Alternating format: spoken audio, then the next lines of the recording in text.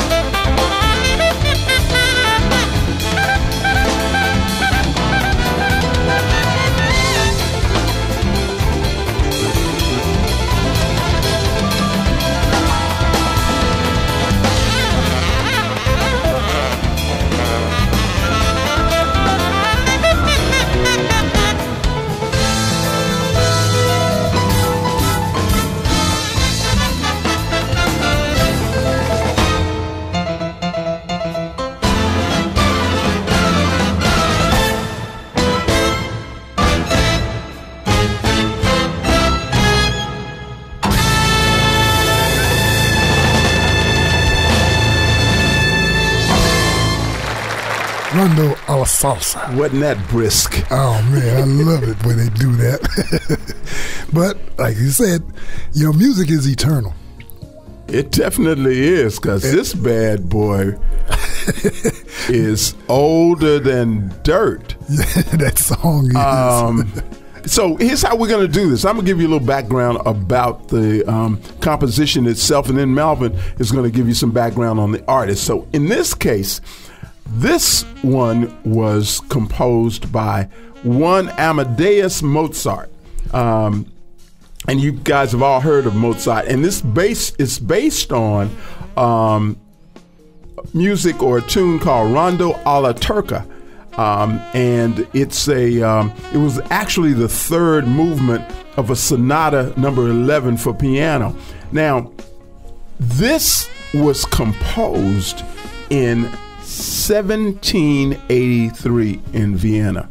1783. That means the United States of America was only 7 years old when Mozart composed this piece.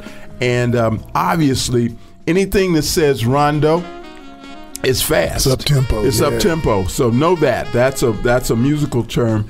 And so it's a Mozart piece, and Mozart is known for quick, simple, and rustic melodies, and they've become popular. They used to use them as marches back in Vienna. Yeah, and you know the thing about this music that we're talking about now, we call them classics, but that was the pop music of the day. Absolutely.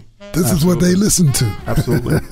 And that, by the way, was Freddie Revell that doing it this time. It's from his 2014 CD called "If Music Could Speak." That's right. So the topic is classical jazz today on Riffin', and we're going to go from that into a piece that I believe is called Peer Pressure. Yes. And it's by David Ricard.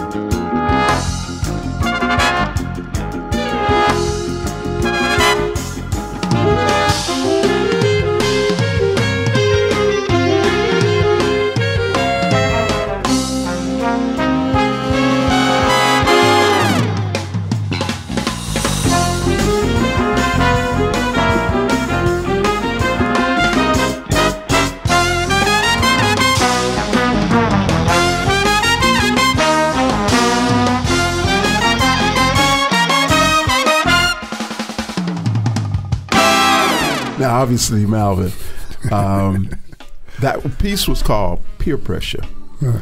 Okay, so you think the classical piece was also called Peer Pressure? No.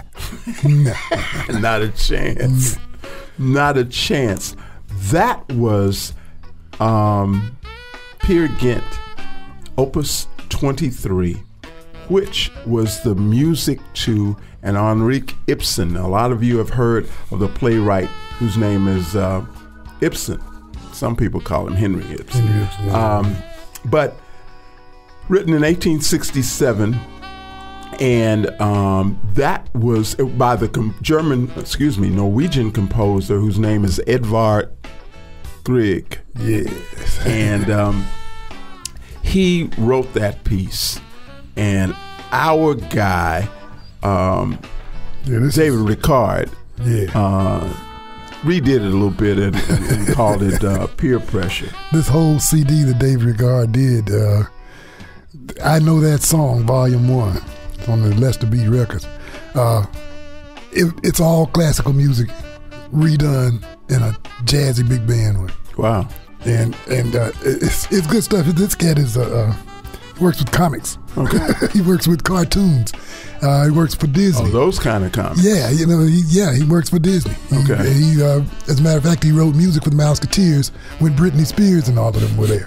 He was writing music. Did you know that? I looked it up. Okay, all right. But anyway, he put that band together, and that's what they do stuff like that. They did a good Christmas one here recently. But that CD there is fabulous. If you're a person who likes classical music or knows anything about classical music, if you had that one, you recognize every track on it. Yeah, and that's a cool thing about this show. Our audience, you folk, will recognize these songs, these pieces, these musical compositions. But it's something that you probably heard growing up or what have you, and you never really knew where they came from or who composed them. Now you will. Classical jazz is what we're talking about here on Riffin'. Who we got coming up, Malvin? Mr. Carl Saunders.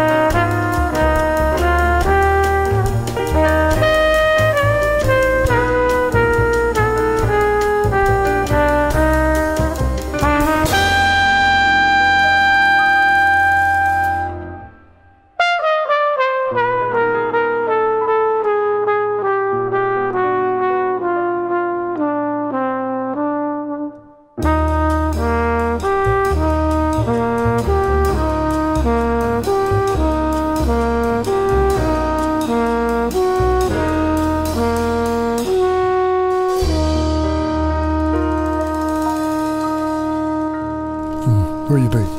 I love it. I love all of this stuff, man, because it brings up memories. I know this music. You hear these tracks and you say, yeah, I know that. Just like David Ricard's CD said.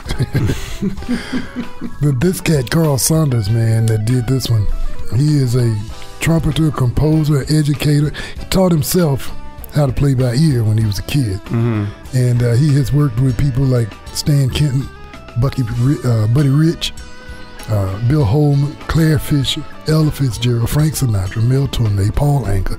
I mean, he's got the prettiest tone on a flugelhorn that I ever heard.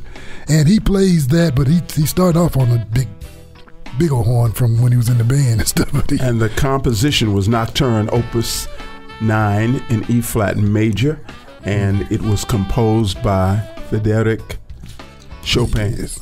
Polish composer. Somewhere around 1831. Yeah. So, Malvin, you got a glass over there? I do, as a matter of fact. Would it be full of two vines? A Cabernet Sauvignon from California? It is. Amazingly so, huh? Yeah. All right. I thought I was drinking nectar. So lift it up. All right. And we toast to life, love, and jazz. Here on Riffin' on Jazz, and we want to remind you that you need to make sure to check us out any way you can. Now, one way to do it is on Spotify, Apple Podcasts, TuneIn, Stitcher, iHeart, Kadzukian.com, or your favorite podcast provider. Plus, is a really easy way, y'all. You can text RIFF, that's Riff, to 72,000. You are listening to Riffin' on Jazz on the Kadzukian Network. We're happy to have you and hope that you will be back with us on the other side of this break. We're riffing on jazz. R&R on Sports is proud to be on Sirius XM. So what's R&R stand for? Real talk and relevant sports issues. It's racial and relative. We're brothers from the South. We can relate. R&R on Sports on the Kadzukian Network. We ain't tripping. We're riffing. Welcome back to Riffin' Classical jazz is what we are dealing with today. Yeah. And now we run down a few of them just so you can know what we did. We did Peer Pressure from David Ricard from his Hey I Know This Song CD. And that music was actually Edvard Grieg, Peer Against Suite Opus 46, Movement 4 in the Hall of the Mountain King. Mm-hmm. From 1875. This is what they do it on channel on PBS, you know. And, do it that way. And then Nocturne Opus 9 in E-flat major from America by Carl Saunders.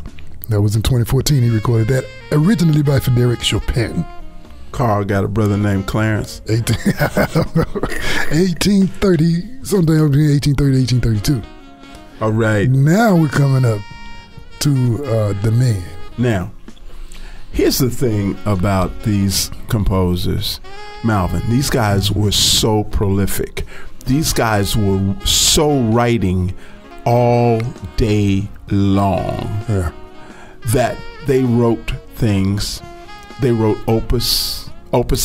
Yeah. They wrote preludes, and they wrote nocturnes, depending on what time of day it was. Yeah. You understand me? So we're coming up on a piece, another Chopin piece, and it is played by one of the most dynamic jazz pianists of our time, which we look up to all the time. His name is McCoy Tyner. And he's going to be doing a Chopin piece that's called Prelude in E minor. Opus 28, number 4.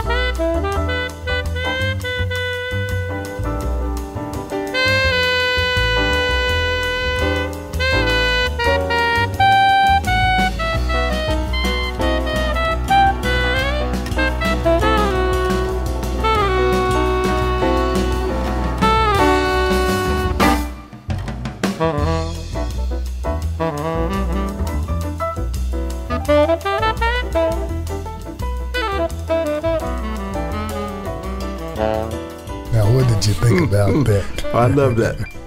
As I told you, when we were kind of auditioning the music for the show, that's the first piece I listened to. I love that. Yeah.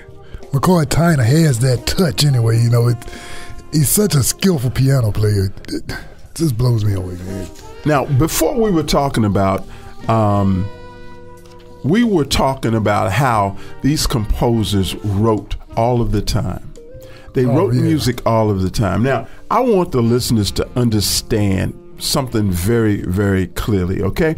Now, the reason they wrote all the time is because there was almost literally nothing else to do. They didn't have any other forms of entertainment. They were the artists of the time, and many of them were commissioned even by royalty, by the kings and queens, to do just what they did, and that is to create, sit down and write. And they were also paid to come perform, because think about it this way: wasn't no radio, wasn't no stereo, wasn't any other way to hear it other than somebody performing it. So that's what they would do.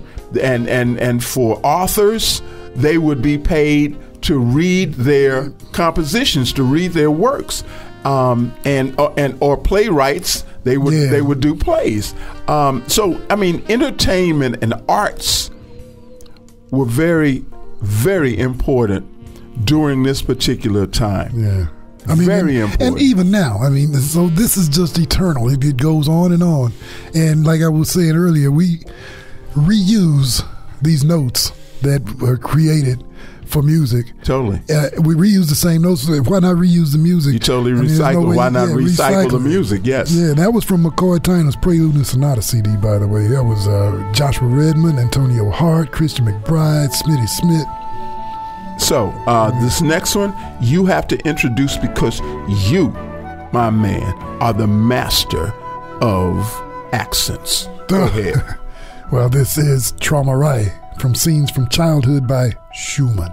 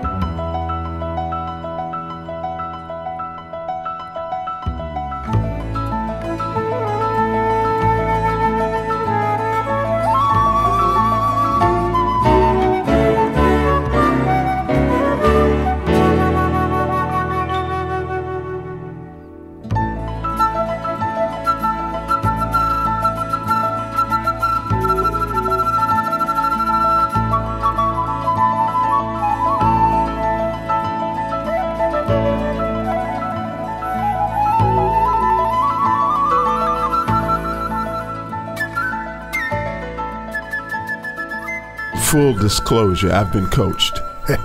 That was Masami Nakagawa. Yes. How was that? Yes, that was perfect. Hey. And that track, Trauma Ride, from Scenes from Childhood by Schumann. That's one of the most recognizable pieces that you will hear in classical music. Robert Schumann, the German composer, he wrote that track. When did he write that? Let's see. He wrote that one about 1838. Yeah, it's a long time ago. The movement was called Kindersehnen in German. It was a set of 13 pieces by Robert Schumann of music for piano written in 1838, I'm sorry. And he wrote 30 movements for this work, but chose 13 for the final version. But this movement number 7, Traumerei, is one of his best-known pieces, and it's the opening and closing musical theme for a 1947 Hollywood film, Song of Love. It was the title of the 1944 German biological film on Schumann, and in Russia the piece became a mourning music.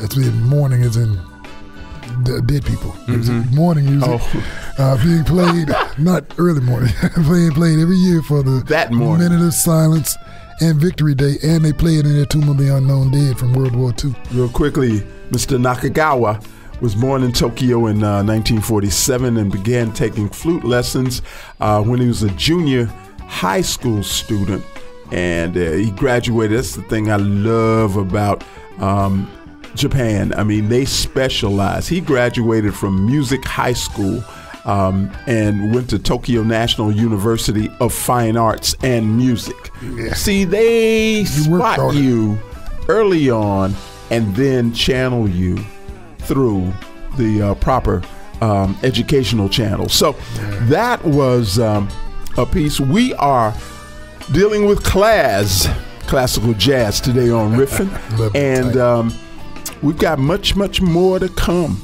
Want you to stay with us. Riffin' on Jazz on the Kazukian Network. We'll be back after this. Riffin' is what we do.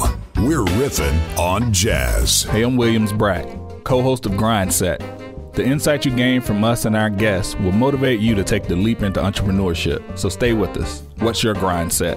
And if you happen to miss some of our episodes, make sure to check us out on Spotify, Apple Podcasts, TuneIn, Stitcher, or your favorite podcast provider. Grind Set on the Kazukian Network. Kazukian. Class.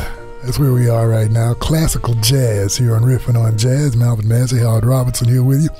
And we are talking about, what is it, the fusion of music from 200-300 years ago. Yeah.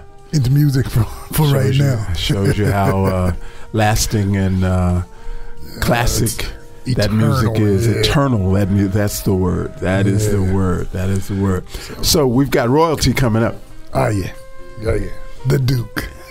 In more ways than one, yes. We know the Duke. I mean, he doesn't need a lot of description, a composer and one of the originators of big band jazz out of D.C., born in 1899.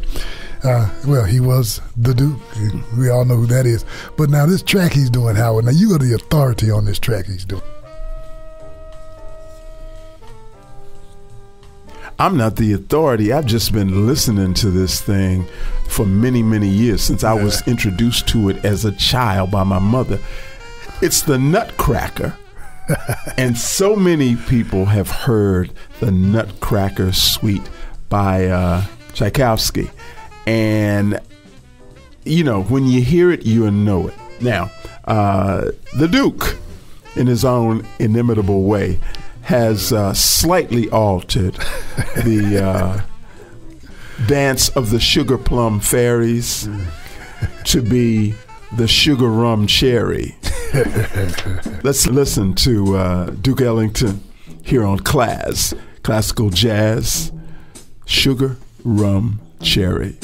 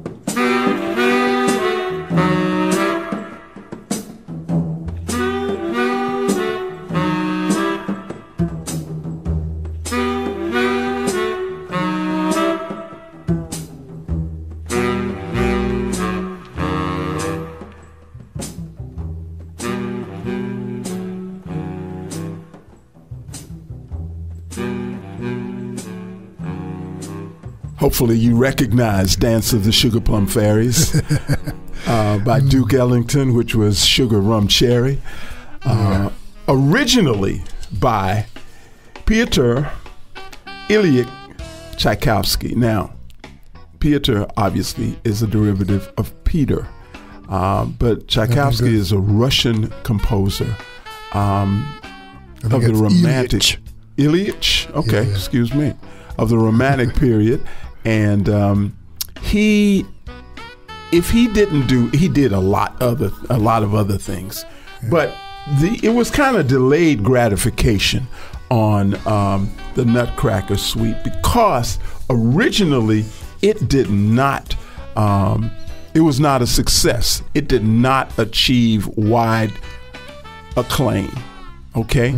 But he took a 20-minute suite that was extracted from the ballet, and the complete Nutcracker obviously has enjoyed huge popularity. They say only since the late 1960s, but it is performed by countless ballet companies all over the world, especially in the U.S. during the Christmas season. Every Christmas. I mean, I remember the Nutcracker Suite from when I was little. It's one of my favorites too, the Sugar Plum Fairies. Beautiful. So we transition now to from the Duke to a guy named Jack Kilby. Brand new now. This is a new release. It's his first single as a solo artist, or rather as a leader. Okay. He's a sideman, as Jack Kilby Cat is. And his group just released this CD. We got it in the studio and we started playing it. It was like, okay, this is pretty cool. And then was looking around for some classical tunes, and there one was right there on the CD. The CD is called Love is a Song That Anyone Can Sing. Yeah, but you can't tell this is a classical piece by the name. No, Jack Kilby in the front line of doing it. But the name of this piece is Jupiter.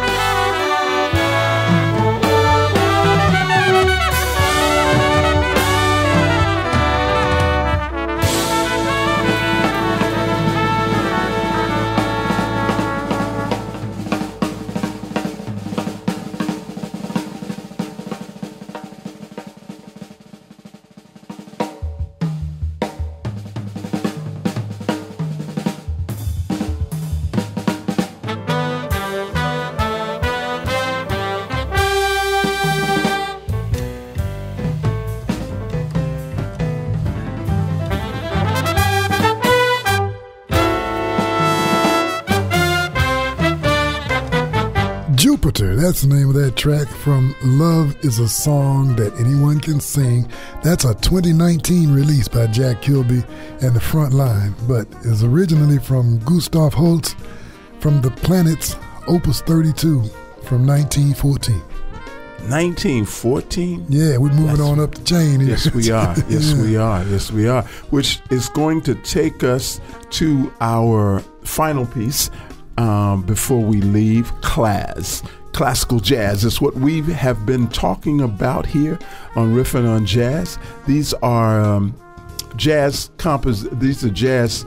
performances of classical compositions, and we're going to end with a composer that is lauded and known to be the whitest man to write black music. I've heard him described like that by somebody. Yeah, something like that. Talking about George Gershwin, who wrote, as you well know, Porgy and Bess, Old Man River, which included Old Man River, and he wrote this next piece, which is more modern classical. As a matter of fact, like I was saying, I'm talking to Jack Cooper, Dr. Jack Cooper, the jazz studies at the University of Memphis, and Jack was saying this is something of one of the first fusion pieces, as a matter of fact, the early fusion piece, fusion of classical music with jazz. Wow, written in 1924. And originally for solo piano and jazz band. We're going to hear, what's this guy's name that's performing? This is Gordon Goodwin and his Big Fat Band. His Big Fat Band. Yeah, that's PHAT band. I love it. I love it. I love it. I love it. Yeah. But we have got to go, Malvin. You know, if we were cheese, they may call us aged. And if we were cars, they may call us classic. Or if we were wine, they might call us vintage. But we call ourselves blessed and very highly favored to be with you here on Riffin' on Jazz. I'm Howard Robertson. I'm Malvin Massey. We ask you to be good, be well, and be back with us next week for more Riffin' on Jazz. Y'all take care. Riffin' on Jazz, executive produced by Kadzukian, co-hosted by Howard Robertson and Malvin Massey Jr. Music curation by Howard and Malvin, and recorded at Kadzukian Studios in Memphis, Tennessee. Riffin' on Jazz, part of the Kadzukian Network.